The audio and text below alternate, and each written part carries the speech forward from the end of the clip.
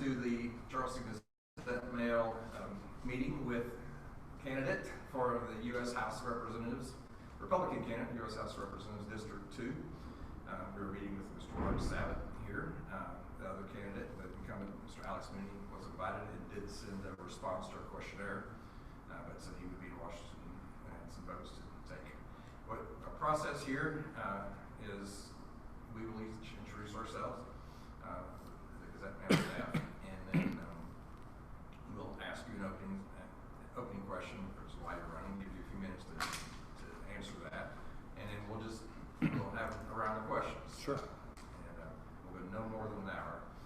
And so we just want to have this conversation to inform our reporters here to record it, to do a story, and then this will be the basis for, could be the basis for endorsements.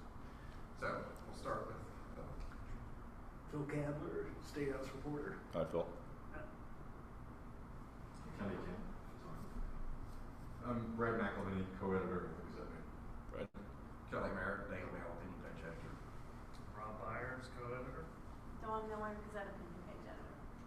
Thank you for being here. Welcome. My pleasure. Thank you for saying that. Introduce yourself and why you're running.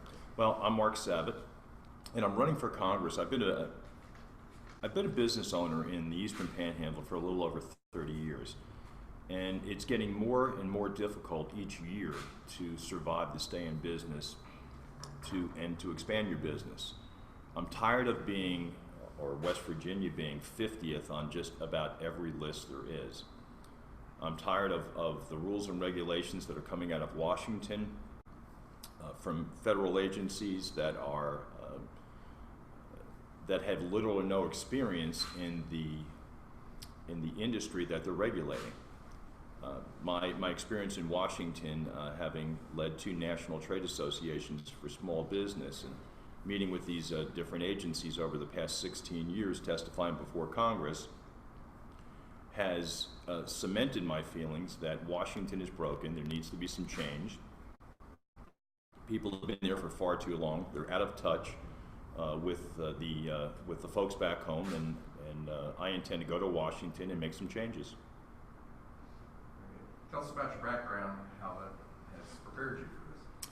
Well, I've owned a small business, as I said, for almost 31 years in Martinsburg. I have made mortgage loans to thousands of West Virginia residents during that period of time. These are folks that didn't think they'd ever be able to afford a home, and I work very closely with the West Virginia Housing Development Fund. We do their bond program.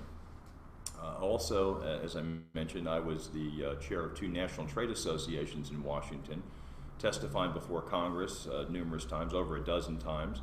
I was called by the White House back in 2010 to testify before the Financial Crisis Inquiry Commission as to what caused the housing crisis and what could we do, any suggestions or advice I had for it not to happen again. And I meet with members of the House and Senate on a regular basis. I meet with the federal agencies. I meet with the executive office of the president, their National Economics Council, and I've been doing this on an ongoing basis, as I said, for 16 years. So that information, and then meeting with my constituents in the housing industry has given me I think a solid background for going to Washington and just expanding that out for the constituents in the 2nd District of West Virginia.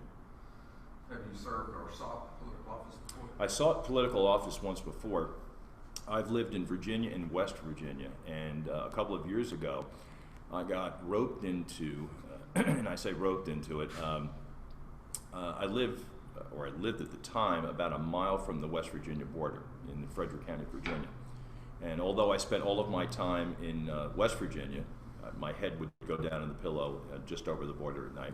And some friends asked me if I wanted to run for Congress. And of course it was very flattering. I decided to try it. And I got into it, and almost as fast as I got into it, I wanted to get out of it.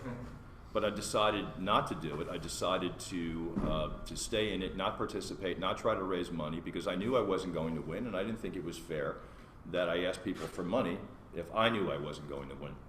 So I looked at it as a learning experience.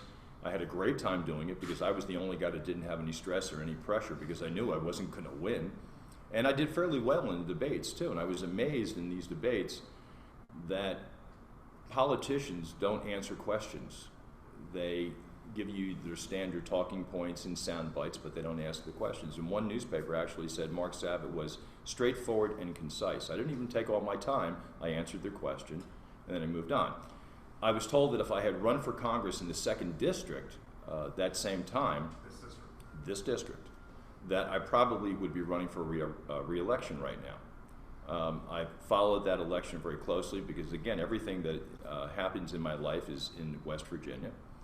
And I was quite surprised at the outcome of that election. Now also, I've had my business in West Virginia for 30 plus years. I've owned a lot of real estate in West Virginia. We've owned a personal house for 5 years, a personal home.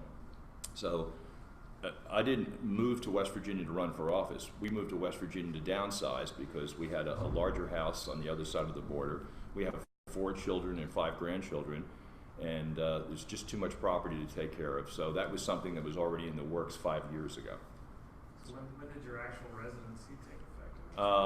Last summer, permanently, because we were still living on a part-time basis in West Virginia, but we decided to make it permanent at that time. And I still wasn't sure I was going to run for office at that time. We had been kicking the idea around, but quite frankly, the other property in Virginia was just too much to take care of. It's had 8 acres of land and so forth, and grass had to be cut, and other things had to be done with it. And I was ready for a smaller residence, and my daughter was going to be moving into that house anyway, so we said, time to go. You don't have to cut the grass even though your daughter lives there? Nope. That's what fiancés are for. Property taxes compare. Property taxes, they're pretty much the same. They're both pretty good. The taxes in Virginia cost me about $1,500 a year.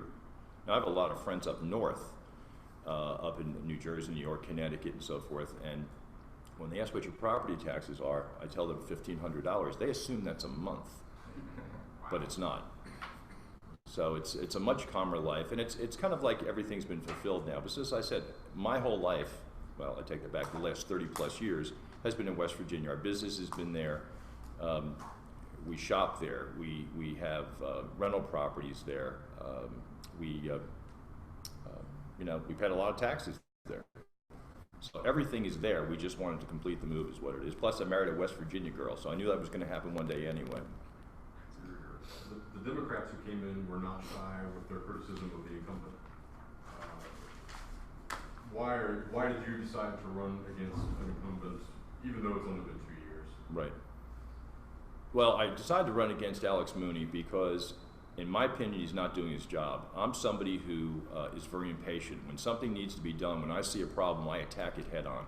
That's the only way to do it. To let it fester just makes it worse, and you still eventually have to deal with it. And I was watching Mr. Mooney, the things that he was doing in Congress, listening to people coming in complaining. We meet with a lot of people in our office, people complaining about him never being in the district. They can't get a hold of him. They go to his district office in Martinsburg, and sometimes during the day, not lunch hours, there's nobody there. So just not being an effective legislator. I watched him, I studied him for a while, the things that he has done, and quite frankly, I was surprised at some of the things that he's done, so I decided that I would be in a better position to represent the constituents within the 2nd District. I work hard. One of the biggest things I feel that you have to do as a representative, first you have to understand what the word representative is, and then you also have to listen twice as much as you speak, because a lot of politicians, not limiting this just to Mr. Mooney, a lot of elected officials talk at you. They have their standard sound bites and talking points, but they're not really listening to what you're saying. And the other thing is, you have to be in your district. How do you know how to best represent your district if you're not talking to the people in your district? And one of the things that I've done during the past 7 months in campaigning, I go to senior centers. I go to, there was a line one time outside a senior center of folks getting some food from the county, vegetables and cheese and things like that. And I walked up to them, I started it that day, and I said, who here can tell me who your congressman is? Nobody knows who their congressman is, and I do this all over the state, whether it's Jackson County, Upshur County, Lewis County, in some cases Berkeley and Jefferson County. You know, people don't know. I stand outside Walmarts and I introduce myself, I meet people. People don't know who their congressman is, and I think that's pretty sad for Mr. Mooney, that, you know, especially being new in the office, he should be very visible in the district, and he's not. He's rarely there. That's the kind of comment I hear here in Charleston, but honestly, I always assumed that there was a greater presence in the Eastern Panhandle by Mr. Mooney. Would you say that's not so? That's not so. Misperception by me? No, it's not so, because he's not anywhere in the district. Last night I spoke at a candidates night in Cross Lanes, and people came up to me and said, you know, they haven't seen him since the last time he ran for office. I've had people come over to me. We're right on the Maryland border, of course, in the Eastern Panhandle, and people have come into my office from the GOP in Maryland. This one lady came in. She happened to work for a title company. She didn't come in because she was with the GOP. She came in wanting us to use our mortgage company to use her services for closings. And I don't remember how it happened, but we got on the subject of Mr. Mooney. He'd been over there, and she even told me, she said, usually he doesn't show up any place until it's election time. And this time, I'm quite surprised that in 7 months that I've been campaigning, I saw him one time, October 4th. There was a Lincoln dinner in Jefferson County. That is the last time I've seen him. He's gone to no events. I don't even see any signs out for him. He goes to no candidate nights, no Lincoln dinners, Eisenhower dinners, any dinners. I haven't seen hide nor hair of him. I do know that he's been outside the state campaigning for a presidential candidate, but haven't seen him. His absence was conspicuous at the Obama event here in Charleston about opioid abuse. Both of our senators were here, a lot of local politicians, of course, but Mr. Mooney was not. It was possible, I suppose, that maybe he didn't want to be seen with the president, but if you were in that office, would you have been there? Absolutely, I would have been there. I want to address that and then go back to the reasons why he was not there. Whether you like the president or not, you have an obligation to your district. If I was the president, right? I've just moved up a notch, maybe a couple of notches. Excuse me, if I was representing the 2nd District at that time, I would have gone to Charleston with a pocket full of questions, and I would have asked those questions. I would have made my comments. I would have participated, and then I would come back and report that to the district. That's what I would have done. I would have sent some type of a mailing out or an emailing out, whichever, to the constituents to let them know what transpired at that. He also missed, in the Eastern Panhandle, Procter & Gamble had their groundbreaking ceremony in September. That was a pretty big event. They're bringing in 700 jobs, maybe 750 jobs to start. There's 1,000 construction workers that are being employed or will be employed building that facility. It's 1 million square feet under roof. He was not at that event. I was told that he told the newspaper in the Journal in Martinsburg, and I think in the radio station, they questioned him why he's there. He said, I couldn't be there because Congress was in session. I had votes. He used the same excuse for the event when the president came to Charleston. But I think it was February 1st, he went off to Iowa to campaign for a presidential candidate, and Congress was in session, and he missed votes. So I guess the question is, why is it okay to do that, to go outside the state to campaign for somebody, but not be in your own district representing your constituents? My personal feeling is, I don't know if I should bring it in now, but I will anyway since I already jumped into it. I think that he's using this office as a stepping stone. He's, give him credit. He's got, he's got high aspiration. I understand that.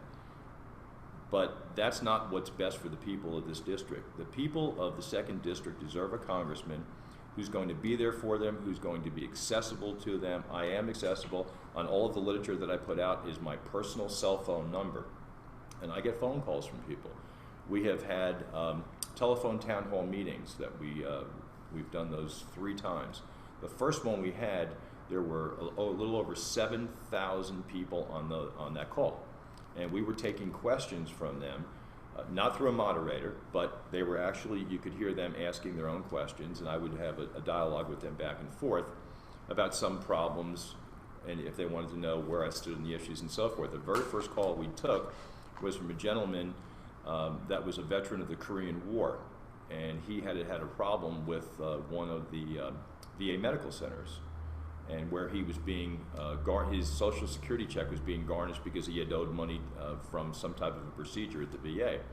So I gave my number out, and when I did that, of course, everybody sitting in front of me just, their mouths and their eyes just opened up, and I said, well, that's my job, or hopefully that will be my job. I spoke to the gentleman the next day, and to make a very long story short, he had a procedure. The doctor could have done a better job, let's just say. And he was being charged for the treatment from that procedure, and it was about $12,000. He didn't have the money. He makes somewhere about $1,200 a month in Social Security, but his paycheck was being garnished for almost $200, $198. Now, how do you live on a little less than $1,000 a month? You can't. So I went down to the VA, and I found the people down there to be really great people, very hardworking people. And we arranged to have a means test for him, which he hadn't had one in about 3 or 4 years. A means test is, what can you afford?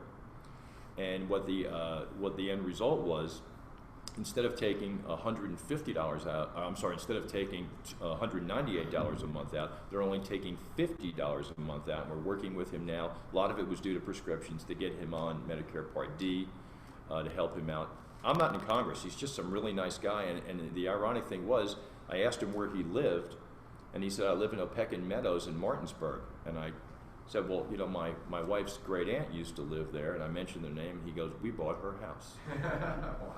I said, I'll be back. I'm going to buy a lottery ticket. But so we helped him. We've had other people that we've helped too, and I've done this all along. Part of my background is I used to be an emergency medical technician, volunteer, didn't get paid for that, and I like helping people. In 2005, when Hurricane Katrina hit, my wife and I went out about 3 or 4 days after the hurricane and purchased about 6,000 pounds worth of supplies. And then a friend of mine, the 2 of us drove down to Mississippi, Alabama, and Louisiana, and we distributed those supplies, everything from cleaning supplies to generators to water, non-perishable foods, and things like that. So that's just something that I've always felt good about doing, helping other people. What would you like to see Congress do regarding climate change? Climate change, very controversial subject, obviously, because you have so-called experts on both sides that are telling you there's a problem. I think it's something that really needs to be studied, because if we are doing something that's affecting our environment, if I say that there is something that's affecting our environment, obviously we have to make some changes. Ironically enough, a lot of the people that claim we do have problems are some of the biggest abusers of let's say, their footprint. Some of the people that I've spoken to about this tell me that it's something that's cyclical, that it's something that happens regardless of what anybody is doing, other than extensive littering and things like that, things that go in like bottles of water and so forth that go to the dumps. But I am open to looking at this, and if I'm shown that if it is a legitimate problem, that it is some parts of it are man-made, then it's something that we need to address and something we need to take care of. Obviously, we want to leave this planet for our children, grandchildren thereafter in decent shape. Congress has had a hard time reaching agreement on the budget, whether it's been Democratic leadership in the House or now Republican leadership in the House. Where would you stand on an effective budget for the country? We need a balanced budget. Look at in our personal lives. I try to put everything down at a personal level. We need to have a budget. We need to live within our budget, within our means, and we're not doing that. We also have, and I know it's an old saying, but waste, fraud, and abuse. I have seen a lot of waste, fraud, and abuse in Washington. There are some agencies in Washington that could be seriously scaled back and maybe even eliminated in some cases. We give money to, in foreign aid to a lot of countries around the world. These are countries that don't like us and want to, in some cases, do us harm, but yet we keep sending money to them. So I think what we need to do is we need to tighten our belt. We need to make sure we live within our means. We need to have a balanced budget, and then we need to move forward from there. And we also need to revamp our tax system as well. Either a fair tax or a flat tax we need to have. We need to simplify that. There's a lot of people that sneak through with a lot of different exemptions and so forth, tax exemptions. There's a lot of people that should be paying taxes. They're not paying taxes. And there's a lot of people that are paying too much in taxes. It needs to be balanced. Any particular examples of waste or even programs that you see that... I'm so glad you asked me that question. Oh, there goes the rest of our hour. We only have an hour? One of the agencies that you know of the Dodd-Frank Act. I was involved in the Dodd-Frank Act since the very beginning, even before it was called the Dodd-Frank Act. I think it was HR, don't quote me, maybe 3121. And I testified in that bill at least 3 times. There was a problem. There was a mortgage or a housing problem in this country, no doubt. But the overkill that was created by the Dodd-Frank Act is costing us a lot of money. It created the Consumer Financial Protection Bureau. Now, I'm not opposed to the Consumer Financial Protection Bureau. What I'm opposed to is the way it's set up, number one, but of the money that is spent in that agency, the salaries that are spent in that agency. It's just, they probably could do with 2/3 less the number of people that they have working there. We have other federal agencies. We have the EPA. Look what it's doing to West Virginia. We have the Department of Education. The Department of Education has gone way overboard with some of the requirements that they've had, and I think education should be handled on the local level.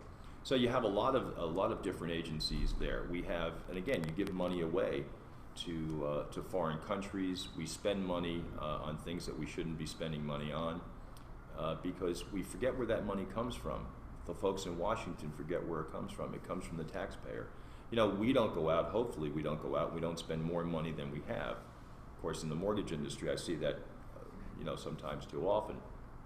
But we just need to be cognizant of the idea that we hopefully would have a budget and live within that budget, and then everything we do would be based on what we've allowed ourselves. And one other thing too, a lot of the budgets for these different federal agencies, there's an old saying, use it or lose it. So you get down towards the end of the fiscal year and you find that you've got money left over. Well, these agencies will go out and spend it on just about anything and everything so that the following year they don't end up getting cut because they didn't spend the budget that year. That's another big thing as well. HUD's another big problem. HUD is like a gigantic ATM machine. Housing and urban development. I'm sorry, housing and urban development, right. A lot of the things that HUD had, used to be in control over has now gone over to the CFPB, the Consumer Financial Protection Bureau, but they haven't cut back on the budget for HUD. So that's what we need to do. These agencies have gotten too big, they're too bloated, and they need to scale back on the amount that they're given, and they need to live within their means. And there should be some incentives. If for some reason they don't spend their entire budget, there should be some incentives to return that money to the Treasury. What kind of energy policy should the country have? I've never heard about an energy problem in this country. We should have a policy. We are dependent on foreign governments for a lot of our energy. This country has amazing resources. You look at the state of West Virginia with coal. The coal industry in this state has been on the downside for probably 30 years, maybe more than 30 years. It's being attacked from all sides. We need to make sure that and I know this is the standard answer, but I'll go beyond this. We have to make sure that the coal industry in this state is protected We have to make sure there's proper safety regulations in place for it, and we have to be able to expand it, but it's not going to ever be back where it was before. We also have to make sure that we don't put all of our eggs in one basket. You know, when I was coming out here, one of the times I was coming to Charleston, I was coming up Carter H, and I saw those big windmills. Did you ever see those out there? It's pretty impressive. Actually, when I first saw it, I was coming over a mountain. I wasn't quite sure what it was. I hope it wasn't a plane crashing. But we need to look at all different types of energy. We have to make sure that we are dependent on no foreign government for energy, because that affects our national security as well. I remember back in the 70s, I'm sure some of you do, the gas lines that we had. I think it was around the mid-70s we had that. I think we should explore every single type of energy, not be afraid to it, even though it may not be politically correct. We want to make sure that we have all the resources, renewables as well. We want to make sure that we can keep our energy costs low, which helps, of course, all of our citizens. But we also have to explore new opportunities for all types of energy. Nothing should be left off the table. In Congressman Moody's questionnaire that he filled out, there's a lot of talk about the war on coal, which is a favorite expression. Do you believe that is a real thing, or are market forces largely to play for coal's downturn? I think it is a real thing to some extent, because if you listen to President Obama, if you look at the old YouTubes of him before he came into office, when he was running back in 2007, 2008, he said that he was going to take down the coal industry. And maybe not in those exact words, but he said that. Bankruptcies, I think it was. And Hillary Clinton just recently said the exact same thing. Something to the effect is, I'm not quoting her exactly, but put them out of business, and more coal miners were going to be laid off. So there is an attack on the coal industry. And I understand what their reasoning is behind it, because they feel as though that it is environmentally unfriendly. All right, but there's such a thing as clean coal too. There's things that can be done. I mean, we're not at that point yet where we can give up on coal, and I don't think we'll ever be at the point where we can give up on coal. So to answer your question, I think there is an attack on it right now. I think all sides, instead of the left and the right fighting each other over all these issues, and that's a good example of the coal, what we need to do is sit down and work some type of a solution out together. I have an idea that I'm in the process of forming. It's called Business Leadership Council. It was primarily created, or being created, to put all types of businesses together throughout, not just the district, but it could be throughout the state. Talk about issues, problems that we have, get everybody together to try to deal with some of these tough issues that we have, where everybody digs in their positions and nobody's getting anything done. The only criteria is you have to come in with an open mind and check your politics at the door. So, that's part of the problem. Nobody, everybody talks at each other. Nobody listens to what the other one is saying. But again, to go back to your question, I think it's legitimate based upon the statements that the president has made and Mrs. Clinton has made. You don't think market forces has a role in that? To some extent, yes. But here it's not just we feel as though that there's a war on coal. We were actually, we have actual statements from the President of the United States before and after, before he was president, now that he is president, and from a leading presidential candidate. So it's not an exaggeration, it's real, and it came out of their mouths. I could argue with you on the context of those comments, but we'll save that for later. Save it for next time. So, talk to us about compromise. Tell us about that in Congress. Compromise, unfortunately, is lacking in Congress right now. In my opinion, compromise is not a dirty word. It's something that I would practice, I would pursue, and I actually have a track record of that right here in West Virginia. In 2003, I was the president of a state mortgage association, and 10 of our members were assessed anywhere between $150,000 and $200,000 by the state tax department, because they said that they were not professional companies, therefore they were subject to charging sales tax to consumers, which of course made it them non-competitive with those that didn't have to charge at some of the banks. I went to Charleston. I met with the tax commissioner at the time, was Rebecca Craig, and we reasoned with her as to why she should forgive all the back taxes, because there was some culpability on the part of the state tax department where they had not properly informed these folks when they first registered their businesses that they were responsible for this tax. The back taxes were waived, and we said we would go moving forward. And what I did after that was I told her that I was going to go to the legislature and I was going to try to have some type of an exemption for these businesses, because they were professional businesses, licensed and so forth. The first year, I went to, keep in mind the Democrats were in control of both sides. I met with the Democrats and Republicans. We met with Harold Michael, who at the time was chairman of the Finance Committee, and John Doyle, who was his second. We met with the Republicans, and we spoke to them as to why they should do this, because it was good for jobs. As far as the fiscal note, it wasn't going to really bring them any revenue, or much of it anyway. They hadn't collected anything so far, so they were better off not continuing with that practice for these companies, because they would have had companies closing, they would have had layoffs, and it would have cost the state more money. So we ended up getting a bill to come out. It passed the House. It went to the Senate side.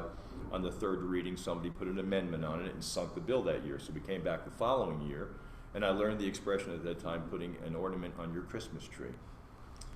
And that's fine. So we learned from our mistakes. We came back the following year, and we went through the process all over again, got some of the same individuals to help us, went through the House, third reading in the Senate.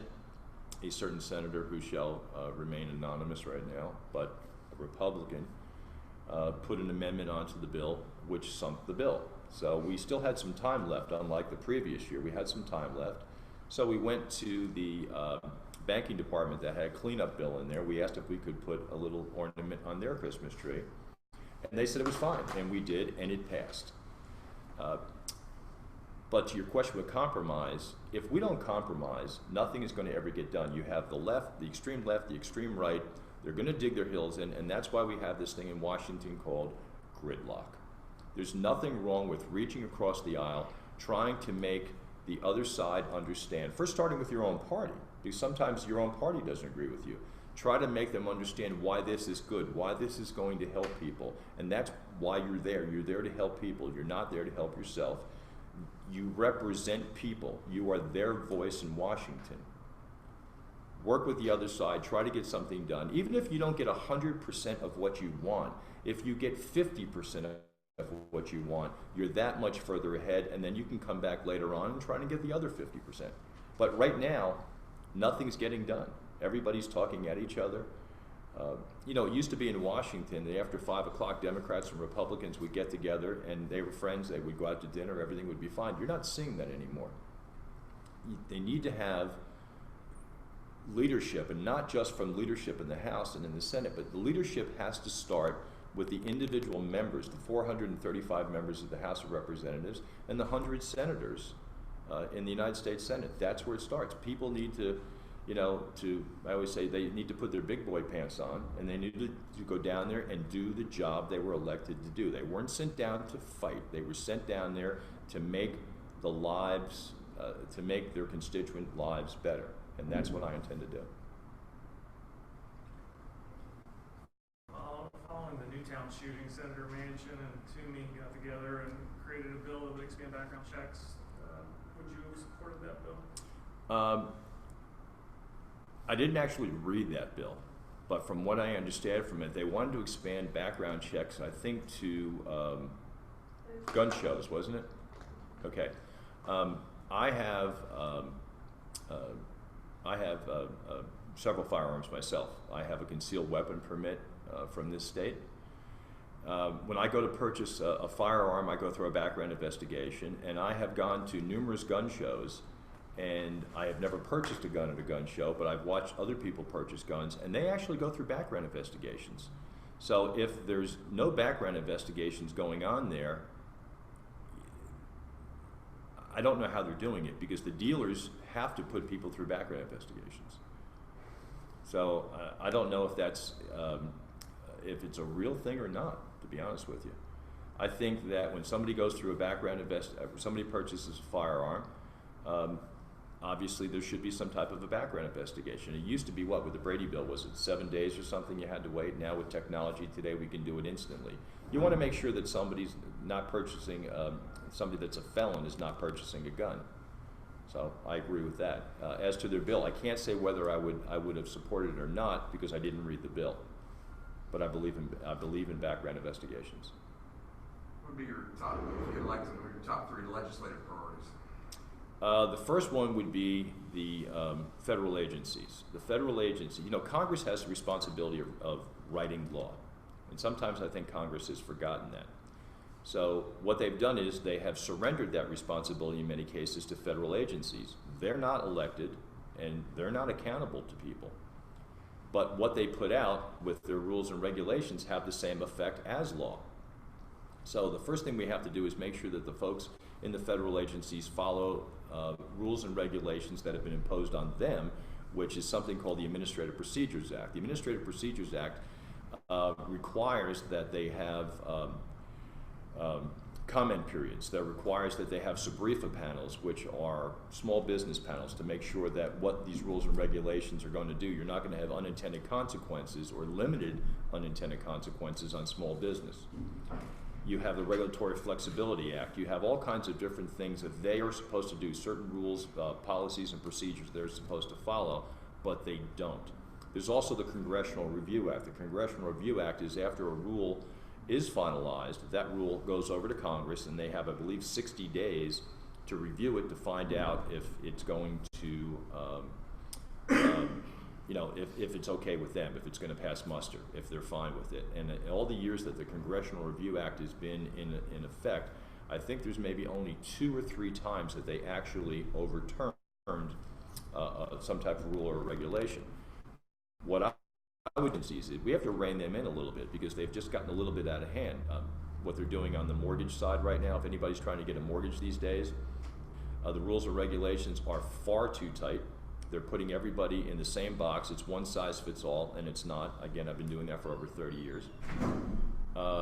You want to make sure that if they don't follow the rules or the procedures, that they cannot implement that rule. So that's important. So we want to limit what they can do, return that responsibility to Congress, because they are accountable to the constituents, to the American public.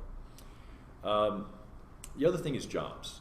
We have a serious problem in this state and a lot of other states with a lack of jobs. And it's because people are moving out of the state. West has a bad reputation, so a lot of people don't want to move in here. They don't want to move businesses here. We have infrastructure problems. So we need to do something to make sure that West Virginia is attractive to other states.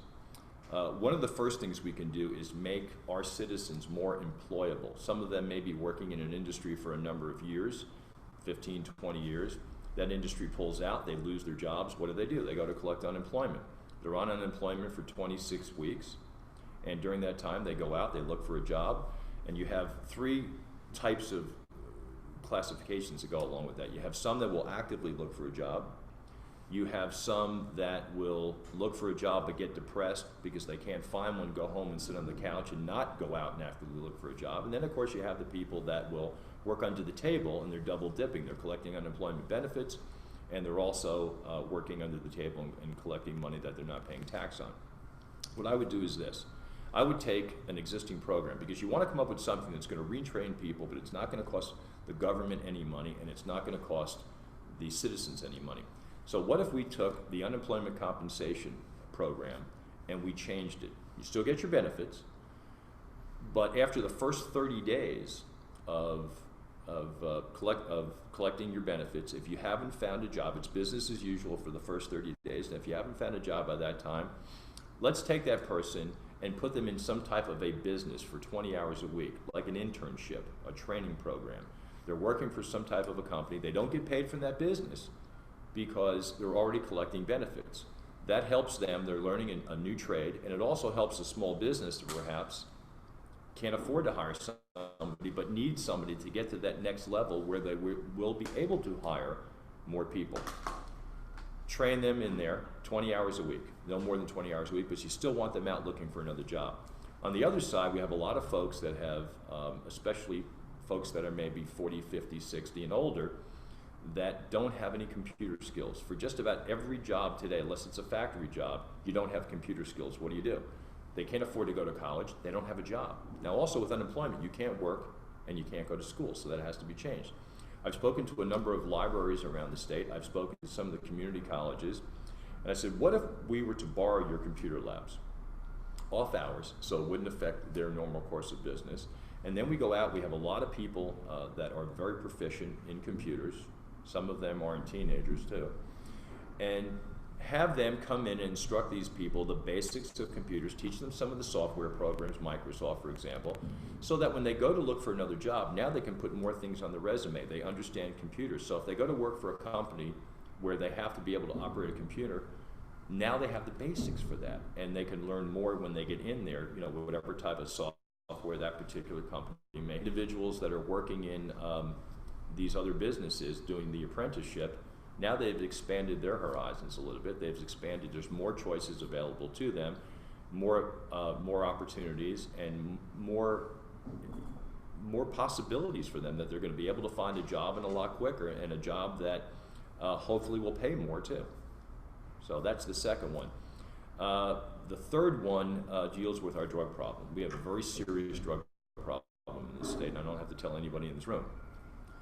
As an emergency medical technician over the years, and I haven't done it for a number of years, but we used to see a lot of folks that were overdosing, some that were not overdosing, just under the influence and in a very bad way.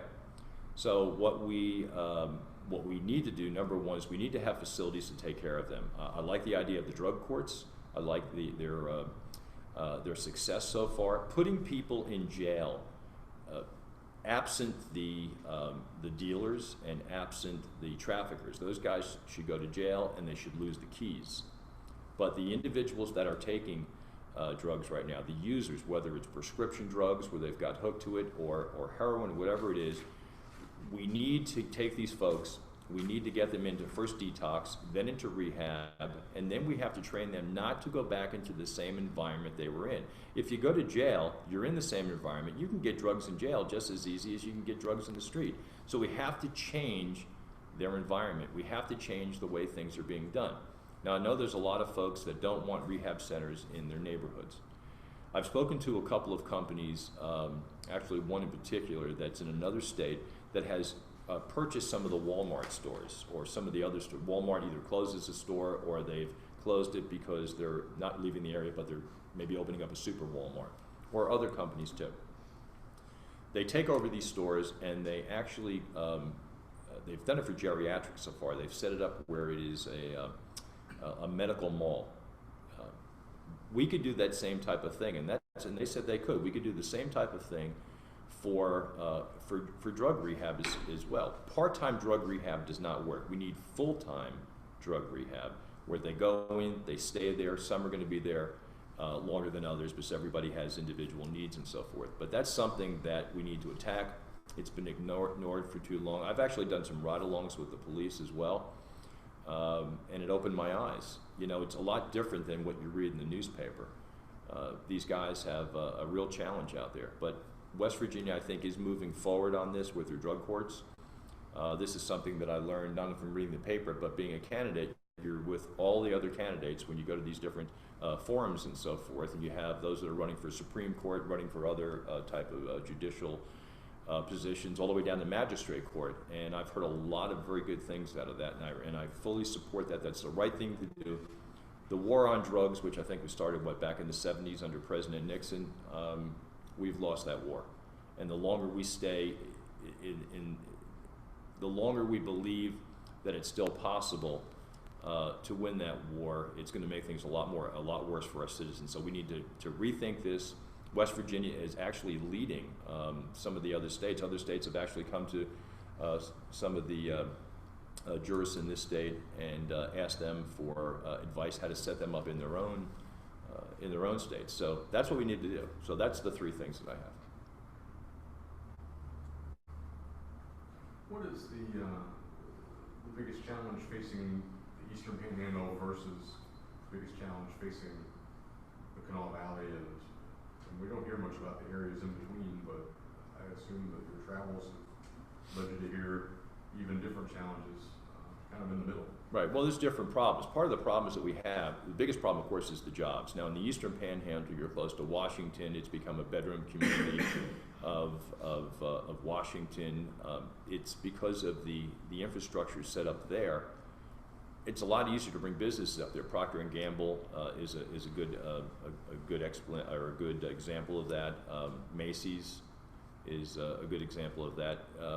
Down here in Kanawha County, it's not as well as the Panhandle is doing, but it's obviously a lot better than some of the other areas, like, for example, Lewis County, Upshur County, Braxton County, for example. I drove through Braxton County, and you spend a lot of time in Braxton County, and it's horrible what's happening there. So there's different problems, but we can't ignore those problems, and I think that's what's happened here. You know, we just say, well, there's nothing that can be done. You don't have the infrastructure. People are leaving, and I think, quite frankly, a lot of our elected officials just don't know what to do. And I think what we need to do is, again, going back to that Business Leadership Council, it's the best way, and you can call it anything you want, it's the best way to bring people together, whether it's elected officials and every elected official from those counties. And even if we go to all 55 counties, it doesn't matter. We can expand this to the other two congressional districts. Bring everybody together. Bring citizens in, bring police officers in, bring business owners in, and there's a lot of smart people in this state, but nobody puts everybody in the same room, and we need to do that on a regular basis. Start dealing with our problems instead of ignoring them and kicking the can down the road. I know it's an old saying, but it's true. We just keep putting it off, hoping that it's going to go away by itself, and it's not. And I said in the beginning here that I'm the type of person, when there's a problem, I attack it dead on, because I've watched other people that have not done that. The problem gets worse, and that's the situation we're in today. And we have to make sure that when a problem comes up, we deal with it. No one person's going to solve all of our problems, but if we put a lot of smart people in the same room, and again, tell them to check their politics at the door and just be a West Virginian, then we're going to get things settled. We're going to get things fixed. Anything for you, Phil? What about you? You have any questions of photographer? I think we've, you being the only one, you're speaking a lot more pressure than most candidates. I can speak for him if you want to. So, I could have walked in, well, I don't know if you ever, well, you met me, Rob, I know that, but I could have walked in and said, I'm Alex Mooney. Clint Eastwood and speak to the chair. Right. Well, and I have, before we finish up here, I have to say, every place I've gone, he's had surrogates on there sometimes that'll speak for him. And I'm actually starting to feel bad for those people, because they don't know what to say anymore. In Lewis County, they had a Lincoln dinner there, and I was sitting at my wife and I were there. We were sitting at a table with just some regular folks, not other candidates. And when it was my turn to speak, Mr. Mooney had somebody go up, and then I went up to speak, and I came back, and I was standing up there waiting for them to speak. When I came back, there was a fellow in his 20s sitting across from me, and he was writing something, and he slides it across the table, and I still have this in my office, and says, here's an idea. Well, because Mr. Mooney's representative stood up and said, the congressman is desperately embarrassed that he could not be here. He said, here's a clue. You don't want to ever say your boss, I forget how he worded it, is desperately embarrassed. I haven't seen hide nor hair of this man. I feel like I'm in this race by myself. I've seen his mother once in a while, and I wonder which Mooney I'm running against. This is nothing personal against Alex Mooney. It's really not. I barely know the man. I met him one time. This is about the people of the 2nd District. Having been a business owner for so long and listening to other business owners that tell me what their problems are, and we all experience the same problems. We need somebody who's going to go to Washington and who's going to fight for the 2nd District, not have an eye towards their next job, what they're looking for. And I feel as though that's where we are with Mr. Mooney. I feel as though he is out scouting out for another position right now. You know, this is a very large district. Somebody told me this is the largest congressional district east of the Mississippi. I don't know if that's true, but if it's not, it's pretty close. I actually enjoy traveling this district, and that's something I will do on a regular basis. I will also set up some type of a mobile team where we'll have staff that will also travel even when I'm not, so that somebody, and we'll report it to the constituents. We're going to be in Upshur County, we're going to be in Kanawha County, we're going to be in Putnam County, wherever we're going to be. If you have problems, you can come there and make it easier for people. If I ever have to get out here on a moment's notice, from Reagan Airport to that landing strip on top of the mountain, which scares me to death every time I land there, it's an hour. It's an hour, and it's by a prop job too that comes out. Visible in this district. I have to let people know that I care about them. I have to let people know that I'm working for them. The other thing is this. I keep thinking of other things here. I've spoken to a lot of people in this area, some of the associations that are protecting our business in this area, and I was told, and I'm not going to name any names, but when you go to meet your representative in Washington or even meet their staff, they always bring out a pad of paper. And if you are not, when you're speaking with them, if they're not writing, they're not listening to you. That's one thing I've learned in the last 16 years in Washington. And it's happened to me a few times, maybe more than a few times. They're not listening to you. If they meet with you in the hallway, if you don't even make it into the office, that's as good as slapping you in the face. That means I don't care about your issues. I haven't got time for you. And that's what has happened to some of the people in this area that have gone to Washington. This job is a whole lot more than photo ops. This job is about moving this district forward, about moving the people in this district forward. And, you know, I have a track record of helping people, and I think I can expand it very easily to the constituents in this district, because I think I'm uniquely qualified because I have the best of both. I have business experience, and I have experience in Washington dealing with what goes on down there. I know it needs to be fixed. So, thank you. Thank you very much. Thank you all. I I appreciate it.